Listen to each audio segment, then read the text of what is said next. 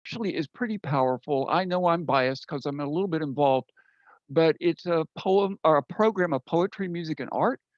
Diane Wilbon Parks, who's here this evening, is part of Voices of Woodlawn.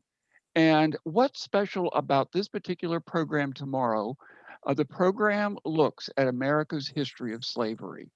And tomorrow, the program is hosted by Woodlawn, the historic plantation in Fairfax, Virginia.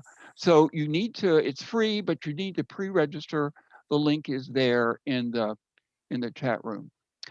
So for my offering tonight to the circle, I'm wanting to play a video. Let me see if I can get all of this queued up here. Let's see. Give me 1 second. So about 2 weeks ago now, um, several of us were involved in a worldwide conference with about 900 people attending on teaching agriculture and related topics to kids. And part of the program was devoted, believe it or not, to how teachers could use poetry in the classroom. So as a challenge, we went out to a number of schools and asked young people to write a poem about hunger, because as just was mentioned by Marty, science isn't enough. We need the statistics, we need the data, we need the trend lines, we need the science, absolutely. But we also need the arts to grab people's hearts, minds, and souls, spirits, to move people about hunger in this particular case. So what I'm about to show you is the winning poem. It was written by a young poet named Tyler Cook. It's titled Hunger Pains, and it is performed by poets from all over the world. One of the poets who's featured, you'll recognize, he's in the room this evening.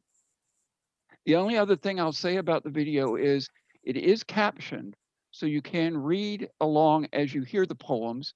A couple of the presenters, especially those from Africa, are a bit soft spoken. So you might want to turn the volume up on your computer. It's only about 3 minutes long. So hopefully it will work. Here we'll go. Do you all see it? This thumbs up, Ellie. Do you see it? Yeah, great. Okay.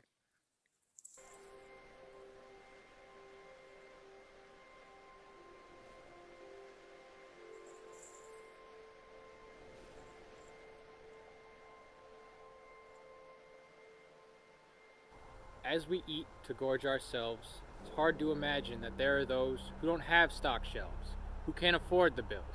Because we as a society have gotten too used to drinking wine and sipping tea, all the while ignoring those who are ravenous. The pain of hunger is greater than all. For when it becomes too great, good people will gnaw and crawl, all for a change, to feed again. If we would realize this happens to 1 in 6 who suffer from such famine, maybe then it really clicks. As in these people, hunger pains, we treat it like some Hunger Games. Food is good, especially when you're empty. But what happens when your meals aren't aplenty? We wouldn't know. It's not our kids, but for them, oh, they are used to it. It's disturbing, really, how we can see when we're not brought down to our knees for food scraps, even soda caps, being told to beg and plead.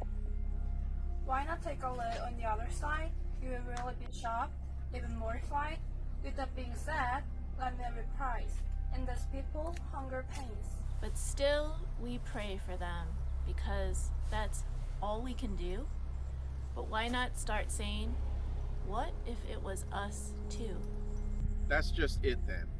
How about we invite them? Share a meal or two to give them strength. To restart their days with incandescent ends. We all want to see no one left to suffer. Just ruminate a bit.